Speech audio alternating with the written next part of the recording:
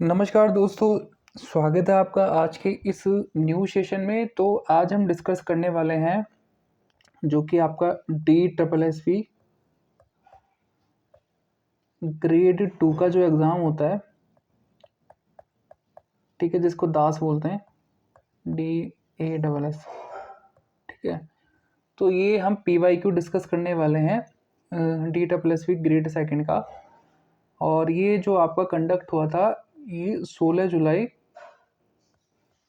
2019 को कंडक्ट हुआ था। और ये हम सेकंड शिफ्ट की बात करने वाले हैं आज, ठीक है। जनरल अवेयरनेस का जो हमारा इसी शिफ्ट का जो पोर्शन था वो हम कवर कर चुके हैं, ठीक है। आज हम डिस्कस करेंगे हिंदी को, जो कि आपके PYQ में आई थी। तो आज हम उसके 40 क्वेश्चन देखने वाले हैं। और DSSB के एग्ज़ाम में क्या होता है, हिंदी हो, जनरल अवेयरनेस हो, 40-40 क्वेश्चन आते हैं और 20-20 के 2 पोर्शन बने हुए आते हैं, ठीक है।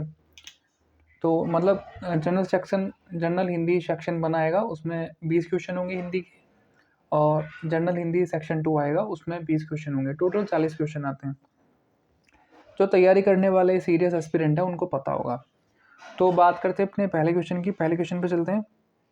यहाँ पे बोल रहा है कि बाल भारती शब्द में भारती का अर्थ है। तो बाल भारती शब्द में भारती का अर्थ है आपका वाणी, ऑप्शन नंबर सी। बाल भारती शब्द में भारती का अर्थ वाणी है, जो सरस्वती का पर्यायवाची है। इसके अन्य पर्यायवाची शब्द निम्नवत हैं: बागेश्वरी, गिरा, ब्राही, इला, श्री, महाश्वेता। और भी बहुत सारे हैं, ठीक है। चलते हैं क्वेश्चन नंबर 2 पर। क्वेश्चन नंबर 2 हमारा कह रहा है कि गतिशील होने के कारण संसार को कहा जाता है। तो गतिशील होने के कारण संसार को क्या कहा जाता है? जगत। गतिशील होने के कारण संसार को जगत कहा जाता है। जगत संस्कृत का शब्द है जो उन सभी जीवों एवं भौतिक पदार्थों के समूह को दर्शाता है जो इस दुनिया में मौजूद हैं और परिवर्तनशील हैं। तो आप समझ गए गतिशील होने का कारण क्या है, ठीक है। बात करेंगे क्वेश्चन नंबर 3 की। पता नहीं आज हमारा ये कैमरा क्यों इतना डिस्टर्ब हो रहा है। क्वेश्चन नंबर 3 की बात करेंगे। तो हमारा क्वेश्चन कह रहा है कि जिसे क्षमा ना किया जा सके, तो जिसको कभी आप क्षमा ही नहीं कर सकते, सिंपल सा आंसर है ऑप्शन नंबर डी, अक्षम्य। तो जिसे क्षमा ना किया जा सके यानी कि जिसको माफ़ ना कर सको, तो उसके लिए एक शब्द हो जाएगा आपका अक्षम्य। अपराधी, जिस पर अपराध सिद्ध हो चुका हो। अत्याज्य, जिसे छोड़ा या त्यागा ना जा सके। अत्याज्य मतलब जिसको त्यागा ना जा सके। दंडनीय, दंड देने योग्य कार्य। क्वेश्चन नंबर 4 पर चलेंगे। क्वेश्चन नंबर 4 हमारा बोलता है कि शंकर शब्द युग्म है। शंकर और शंकर शब्द युग्म है, कैसे शब्द युग्म आपको बताना है। तो ऑप्शन नंबर ए, मिश्रित और शिव, ठीक है। इसका मतलब हो जाएगा मिश्रित और इसका मतलब हो जाएगा भगवान शिव। दिए गए शब्द शंकर और शंकर शब्द युग्म का अर्थ है मिश्रित एवं शिव होगा, अर्थात ऑप्शन नंबर ए इसका ठीक आंसर हो जाएगा। चलते हैं अपने अगले क्वेश्चन पर। क्वेश्चन नंबर 5 हमारा बोल रहा है कि गुण शब्द का अर्थ नहीं होता। तो गुण शब्द का खूबी होता है, स्वभाव भी होता है, शिला भी होता है, रस्सी नहीं होता। नहीं, इसका आंसर है ऑप्शन नंबर डी, रस्सी भी होता है। तो इसका आंसर हो जाएगा शिला जो है गुण शब्द का अर्थ नहीं होता है। तो गुण अनेकार्थी शब्द है जिसका शाब्दिक अर्थ निम्नवत है: विशेषता, खूबी, योग्यता, लाभ, रस्सी, धनुष की डोरी, स्वभाव। गुण का अर्थ शिला नहीं होता, यानी कि ऑप्शन नंबर डी इसका करेक्ट आंसर हो जाएगा। बात करेंगे क्वेश्चन नंबर 6 की। क्वेश्चन नंबर 6 हमारा बोलता है साफल्य शब्द है। साफल्य शब्द है भाववाचक, सर्वनाम, विशेषण या फिर क्रिया विशेषण। तो ऑप्शन नंबर ए, भाववाचक। साफल्य शब्द भाववाचक संज्ञा है जिसका विशेषण रूप सफल होता है, अर्थात ऑप्शन ए इसका सही आंसर है। चलते हैं क्वेश्चन नंबर 7 पर। क्वेश्चन नंबर 7 बोलता है कि तुम कब आओगे। इसमें यहाँ पे तुम के नीचे एक रेखा खींची हुई है। वाक्य में रेखांकित पद है, तुम की बात कर रहा है ये। पुरुषवाचक, प्रश्नवाचक, या फिर अव्यय, या फिर साधारण क्रिया। तो तुम की बात कर रहा है ये, तो तुम होगा आपका पुरुषवाचक सर्वनाम। यहाँ पे बता रखा है इसने कि तुम कब आओगे। इसमें जो है आपका रेखांकित शब्द पुरुषवाचक सर्वनाम है। और पुरुषवाचक सर्वनाम 3 प्रकार के होते हैं। उत्तम पुरुष में आ गया आपका मैं और हम, मध्यम पुरुष में आ गया जाएगा तू, तुम, आप, और अन्य पुरुष में यह, वह, ये और वे। इसके अलावा और भी जो होते हैं आदि, वो सब अन्य पुरुष में आएंगे। क्वेश्चन नंबर 8 की बात करेंगे। क्वेश्चन नंबर 8 हमारा बोलता है कि वेद शब्द से विशेषण बनेगा। वेद शब्द से वैदिक, वैदिक, वेदी, या फिर वैद। तो ऑप्शन नंबर बी इसका ठीक आंसर हो जाएगा। और ये कैसा शब्द है आपका? व्यक्तिवाचक संज्ञा है और जिसका विशेषण वैदिक होता है। ठीक है, अन्य विकल्प विशेष विशेषण की दृष्टि से असंगत हैं। चलते हैं अगले क्वेश्चन पर। क्वेश्चन नंबर 9 हमारा बोल रहा है कि उससे पढ़ा नहीं जाता, वाक्य में पढ़ना है। तो वाक्य में सकर्मक क्रिया, अकर्मक क्रिया, नाम धातु, या फिर प्रेरणार्थक। तो उससे पढ़ा नहीं जाता, तो इस वाक्य में पढ़ना है, तो वाक्य में पढ़ाना की बात कर रहे हैं। ठीक है, तो वाक्य में जो पढ़ना है ये आपका सकर्मक क्रिया है। अगर वाक्य की बात करता कि किस प्रकार का वाक्य है, तो भाव वाचक ये होगा, क्योंकि इसमें नहीं आ रहा है। ठीक है, लेकिन यहाँ पे इसने पूछ रखा है वाक्य में पढ़ाना की बात कर रहा है, तो पढ़ाना कैसा हो जाएगा हमारा? सकर्मक। उससे पढ़ा नहीं जाता, वाक्य में पढ़ना सकर्मक क्रिया है, अन्य विकल्प क्रिया की दृष्टि से असंगत है। और सकर्मक क्रिया इसने क्या बता रखा है? जिन क्रियाओं का फल कर्ता को छोड़कर कर्म पर पड़ता है। ठीक है, सकर्मक यानी जिन क्रियाओं का फल कर्म पर पड़ता है, और अकर्मक होता है जिन क्रियाओं का फल कर्म पर नहीं पड़ता, कर्ता पर पड़ता है। ठीक है, तो अकर्मक सकर्मक का उल्टा होता है। तो ये है, इसका इन्होंने एग्जाम्पल भी दे रखा है। बात करेंगे क्वेश्चन नंबर 10 की। बोलता है हम 2 दिन के लिए वहाँ जाएंगे, वाक्य में क्रिया है। हम 2 दिन के लिए वहाँ जाएंगे, वाक्य में क्रिया है। तो वाक्य में क्रिया है आपका पता है, सिंपल सा आंसर है जाएंगे। ऑप्शन नंबर डी इसका आंसर हो जाएगा। क्वेश्चन नंबर 11 की बात करेंगे। क्वेश्चन नंबर 11 बोलता है कि निम्नलिखित में से कौन सा शब्द स्त्रीलिंग है?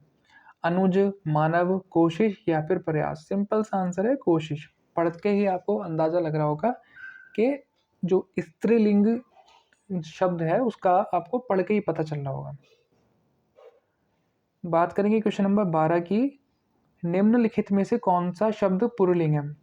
करवट, सूरत, अवज्ञा, या फिर घाट। तो ऑप्शन नंबर डी। ठीक है, तो दिए गए विकल्पों में घाट शब्द जो है आपका पुल्लिंग है, जबकि करवट हो गया, सूरत हो गया, अवज्ञा हो गया, स्त्रीलिंग शब्द है। बात करेंगे क्वेश्चन नंबर 13 की। क्वेश्चन नंबर 13 हमारा बोलता है अमेलित कारक शब्द को पहचानिए। मतलब जो मेल नहीं खा रहा, ऑप्शन में जो दे रखे हैं जो उससे मेल नहीं खाता, आपको उसको पहचानना है और टिक करना है। कर्ता ने कर्म को, ठीक बात है, कर्ता ने कर्म को कर्ण से और कर्ण से के द्वारा, ठीक है। संबंध काकी के अपदान, अपदान आता अलग होने के लिए, कर्ता ने कर्म को कर्ण से के द्वारा, ठीक है, ये होता है अलगाव के लिए।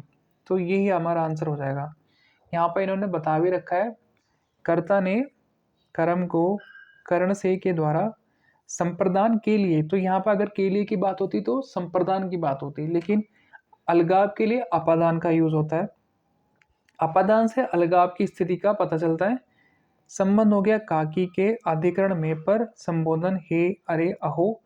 अतः विकल्प डी आपका ठीक आंसर हो जाएगा। बात करेंगे क्वेश्चन नंबर 14 की। क्वेश्चन नंबर 14 हमारा बोलता है कि निम्नलिखित में से क्रिया की कौन सी क्रिया प्रेरणार्थक है?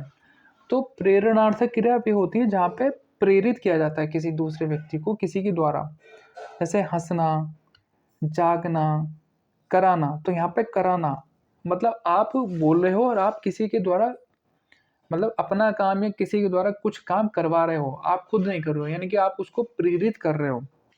ठीक है, तो ऑप्शन नंबर सी यहाँ पे इन्होंने बता भी रखा है, कराना कराना प्रेरणार्थक क्रिया है। तो इस हिसाब से क्या हो जाएगा, विकल्प प्रेरणार्थक क्रिया की दृष्टि से असंगत है। ठीक है, प्रेरणार्थक प्रेरणार्थक क्रिया की इन्होंने यहाँ पे डेफिनेशन भी दे रखी है। बोलते हैं कि क्रिया के जिस रूप से यह पता चले कि कर्ता कोई कार्य स्वयं ना करके किसी और से करवाता है, तो उसे प्रेरणार्थक क्रिया कहते हैं। धातु में प्रत्यय लगाने से प्रेरणार्थक क्रिया बनती है, जैसे मैंने श्याम से पत्र लिखवाया। बात करें क्वेश्चन नंबर 15 की, बोलता है कि धाता शब्द का स्त्रीलिंग बनेगा। तो धाता शब्द का जो स्त्रीलिंग बनेगा वो होगा ऑप्शन नंबर बी, धात्री। चलते हैं आगे। क्वेश्चन नंबर 16 हमारा बोल रहा है कि कौन सा वाक्य सरल वाक्य है। आपको बताना है कि सिंपल वाक्य कौन सा है। तो इसमें हो जाएगा वे गए और लौट कर आए।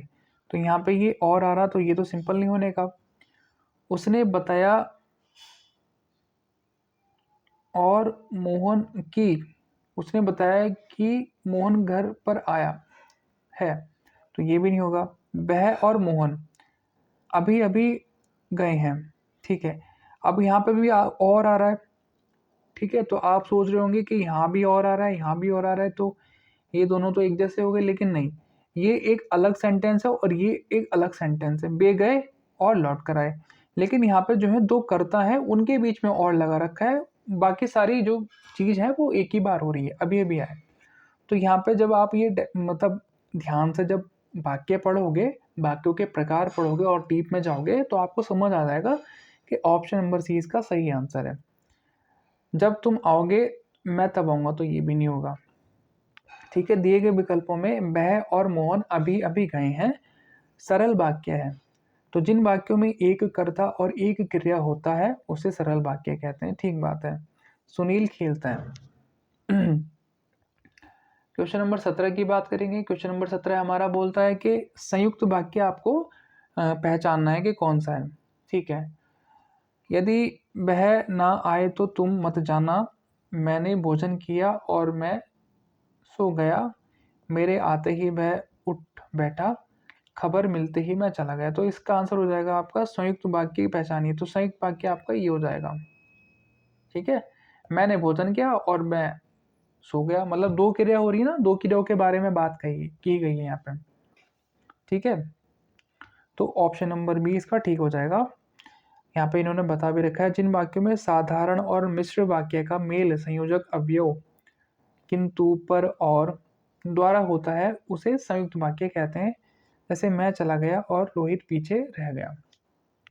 आगे चलते हैं, क्वेश्चन नंबर 18 की बात करेंगे। क्वेश्चन नंबर 18 हमारा बोलता है कि निम्नलिखित में से मिश्र वाक्य कौन सा है, आपको बताना है। तो इसमें जो होगा ऑप्शन नंबर ए आपका मिश्र वाक्य इन्होंने बता रखा है। हैरानी है कि वह भी पढ़ने लगा। तो यहाँ पे ऑप्शन नंबर ए इसका मिश्र वाक्य में आएगा। ठीक है, इन्होंने यहाँ बता भी रखा है, जिन वाक्यों की रचना एक से अधिक उपवाक्यों से की गई हो, जिससे एक मुख्य या प्रधान उपवाक्य हो और अन्य आश्रित उपवाक्य हो, उन्हें मिश्र वाक्य कहते हैं। जैसे मालिक ने कहा कि वह कि कल छुट्टी रहेगी। क्वेश्चन नंबर 19 की बात करेंगे। क्वेश्चन नंबर 19 है हमारा, जब अखबार आया तब मैं सो रहा था, उपवाक्य का भेद है। तो जैसे अखबार आया उस टाइम मैं सो रहा था, इसका उपभेद आपको बताना है कि कालवाचक, स्थानवाचक, रीतिवाचक या परिमाणवाचक। तो यहाँ पे टाइम की बात शो कर रहा है। जब आप पढ़ोगे तो आपको सिंपल सी पढ़ते ही समझ में आ रहा है कि यहाँ पे टाइम की बात कर रहा है। यहाँ परिमाण की बात नहीं हो रही, यहाँ स्थान की बात नहीं हो रही है, यहाँ पे कोई मतलब किस तरह की रीति की बात नहीं हो रही, यहाँ पे काल की बात हो रही कि जब जिस टाइम अखबार आया था उस टाइम में सो रहा था। ठीक है, तो ऑप्शन नंबर ए इसका आंसर ठीक हो जाएगा। चलेंगे क्वेश्चन नंबर 20 पर। तो क्वेश्चन नंबर 20 की बात करेंगे। कह रहा कि कौन सा भेद उपवाक्य का नहीं होता। तो बताना है कि आपको कौन सा भेद जो है उपवाक्य का नहीं होता। तो ऑप्शन नंबर बी अपव्यय उपवाक्य, ये जो है भेद आपका उपवाक्य में नहीं होता। आपका विशेषण उपवाक्य भी होता है, संज्ञा उपवाक्य भी होता है और क्रिया विशेषण उपवाक्य भी होता है। यहाँ पे इन्होंने बता भी रखे हैं कि उपवाक्य के 3 प्रकार होते हैं, संज्ञा उपवाक्य, विशेषण उपवाक्य और क्रिया विशेषण उपवाक्य। ठीक है, तो ये था आपका जनरल हिंदी का सेक्शन 1 जिसमें 20 क्वेश्चन आते हैं। अब बात करेंगे जनरल हिंदी के सेक्शन नंबर 2 की, जिसमें इसमें भी 20 क्वेश्चन आते हैं। ठीक है, पहला क्वेश्चन हमें दे रखा है इन्होंने, पहला क्वेश्चन की बात कर रहे हैं कि कौन सा शब्द पृथ्वी का पर्यायवाची नहीं है। तो आपको बताना कि पृथ्वी का कौन सा शब्द पर्यायवाची नहीं है। धात्री भी होता है, मैदिनी भी होता है, वसुंधा भी होता है, वसुधा भी होता है, विपुल नहीं होता। ठीक है, तो यहाँ इन्होंने बता रखा है कि पृथ्वी का पर्यायवाची विपुल नहीं होता, बल्कि ये बहुत अधिक बड़ा या विस्तृत का पर्यायवाची होता है विपुल। पृथ्वी के पर्यायवाची की अगर हम बात करेंगे तो धारित्री, मैदिनी, क्षिति, उवी, उर्वी, शोणी, मही, अवनी, ये सब होते हैं। आगे चलते हैं, क्वेश्चन नंबर 2 की बात करेंगे। तो ये शब्द के साथ दा जोड़ने से उसका अर्थ हो जाएगा। तो ये शब्द के साथ अगर दा जोड़ने तो उसका अर्थ क्या हो जाएगा, तो आपका हो जाएगा ऑप्शन नंबर ए। तोय शब्द का अर्थ होता है जल। ठीक है, जब तोय शब्द के साथ दा यानी देने वाला जोड़ते हैं, ठीक है, तो तोयद बनता है जिसका अर्थ जल देने वाला मेघ, बादल होता है। इसलिए ऑप्शन नंबर ए आंसर इसका ठीक है। बात करेंगे क्वेश्चन नंबर 3 की। क्वेश्चन नंबर 3 हमारा बोल रहा है कि तलवार का पर्यायवाची शब्द नहीं है। तलवार का पर्यायवाची शब्द आपका ऑप्शन नंबर ए असित। खड़ग भी होता है, करवाल भी होता है, चंद्रहास भी होता है। ऑप्शन नंबर ए इसका ठीक आंसर हो जाएगा, यानी कि असित इसका पर्यायवाची नहीं होता है। बात करेंगे क्वेश्चन नंबर 4 की। तो क्वेश्चन नंबर 4 हमारा बोल रहा है कि भरण पोषण करने के कारण ही पति कहलाता है। कांत, भरता सही आंसर है, साजन, बालम नहीं। भरण पोषण करने के कारण ही पति कहलाता है भरता। तो भरता शब्द भ्रय और इसमें ये रह निकला हुआ है धातु, धारण करना, पालन करना से बना है। इसका अर्थ है पालन पोषण करने वाला। इसलिए जो पत्नी का भरण पोषण करता है वही भरता यानी कि पति कहलाता है। क्योंकि देखो अल्टीमेटली अगर कुछ भी हो जाए तो कौन भरता है उसको, पति तो भरता है। पत्नी की जितने भी खर्चे होते हैं या फिर जितना भी कुछ होता है उसका एक्सपेंस कौन भरता है, पति तो भरता है। तो इसलिए भरता। ये तो चलो मजाक की बात होगी, ठीक है, लेकिन आप याद रख सकते हो इसके थ्रू भी। इन्होंने यहाँ बता रखा अन्य शब्द केवल स्नेह या संबोधन सूचक है। क्वेश्चन नंबर 5 की बात करेंगे। क्वेश्चन नंबर 5 हमारा बोल रहा है कि यमुना का पर्यायवाची नहीं है। तो यमुना का जो पर्यायवाची नहीं है वो क्या है आपका, कालिंदी भी होता है, रवि तन्या भी होता है, श्यामा भी होता है, जाह्नवी नहीं होता है। तो ऑप्शन नंबर डी इसका आंसर हो जाएगा। यहाँ पे इन्होंने इसके कुछ पर्यायवाची दे रखे हैं, वो भी देख लेते हैं एक बारी। कालिंदी है, रवि तन्या भी है, श्यामा भी है, रविजा भी है, अर्कजा भी है, सूर्य सुता भी है, हंस सुधा भी है, कृष्णा भी है, सूर्यजा भी है, आदि यमुना के पर्यायवाची शब्द हैं। ठीक है, आगे चलते हैं। तो क्वेश्चन नंबर 6 हमारा बोलता है कि यह स्थिति मेरे अनुकूल नहीं बल्कि डैश है। रिक्त स्थान में रेखांकित का विलोम शब्द आएगा। अच्छा, यह स्थिति मेरे अनुकूल नहीं बल्कि, तो इसका आंसर हो जाएगा आपका अनुकूल का जो विलोम होता है वो क्या होता है, प्रतिकूल। तो ऑप्शन नंबर डी इसका ठीक आंसर हो जाएगा।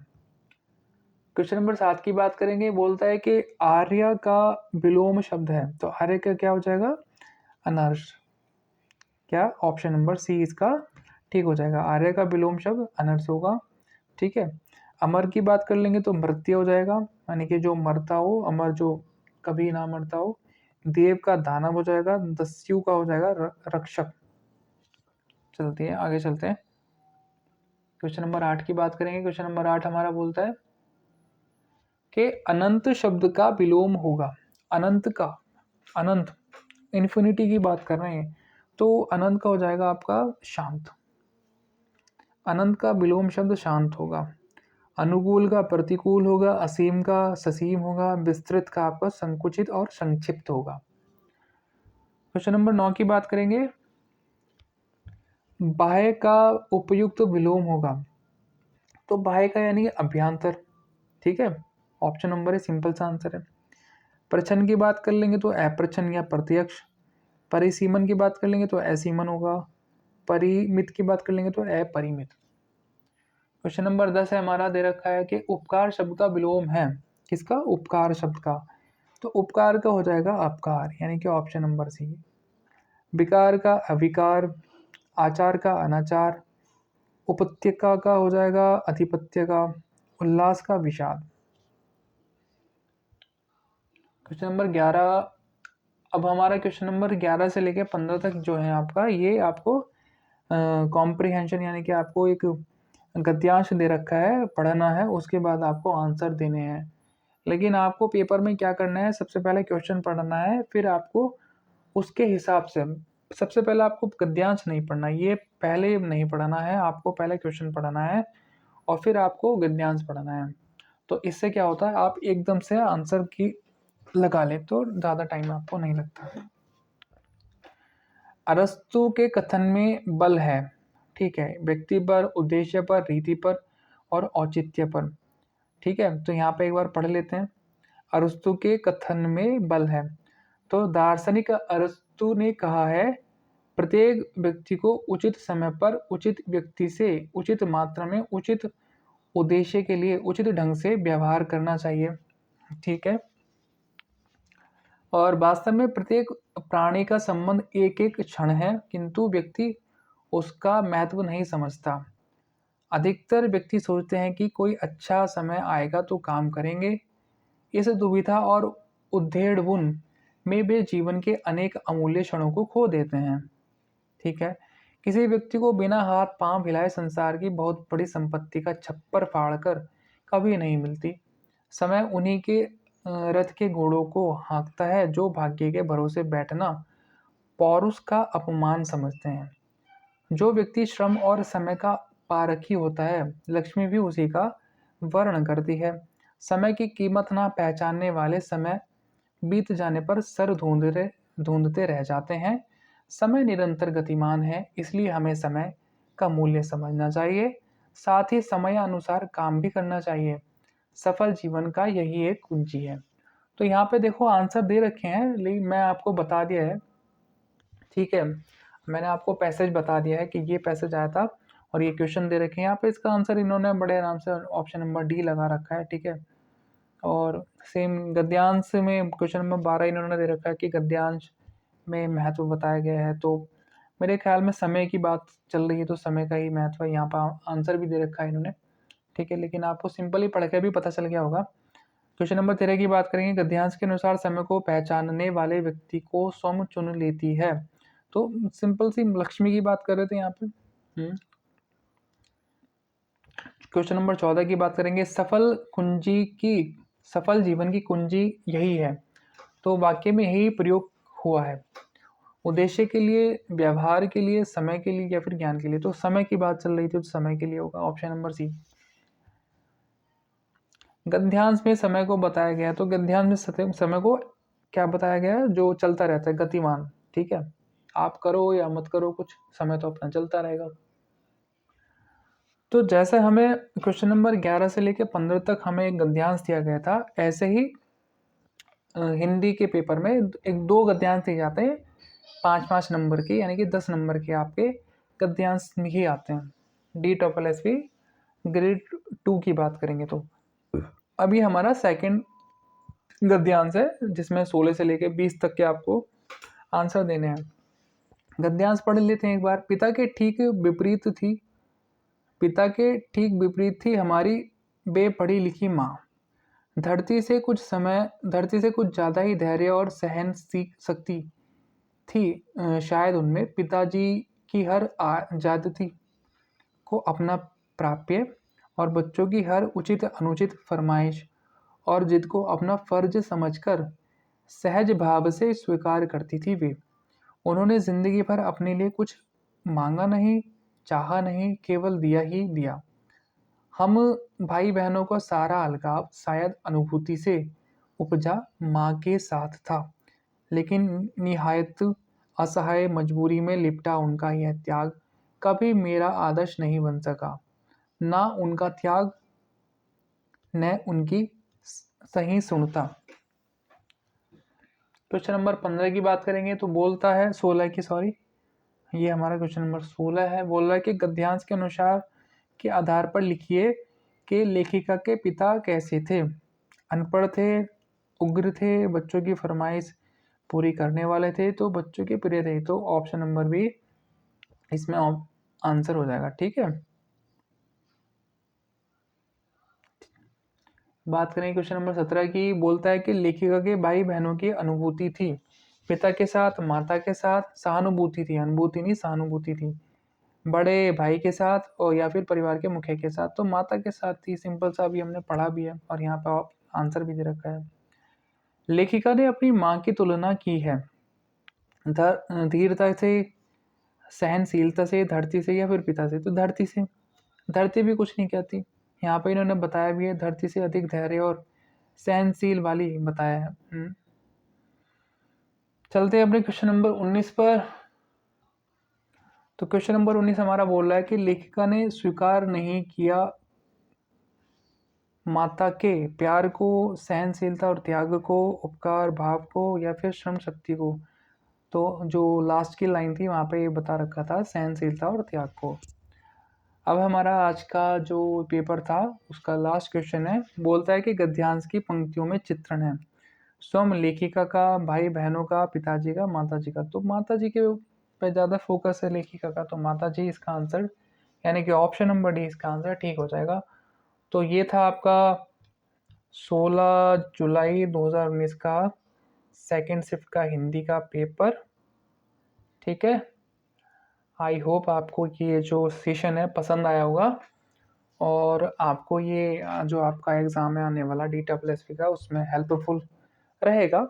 तो आपको बस थोड़ा सा टाइम देना है, 2x पे चला लेनी है वीडियो और आपने PYQ देख लेने हैं, जिससे आपको थोड़ा आइडिया लग जाए कि किस तरह के क्वेश्चन आते हैं। बस यही है।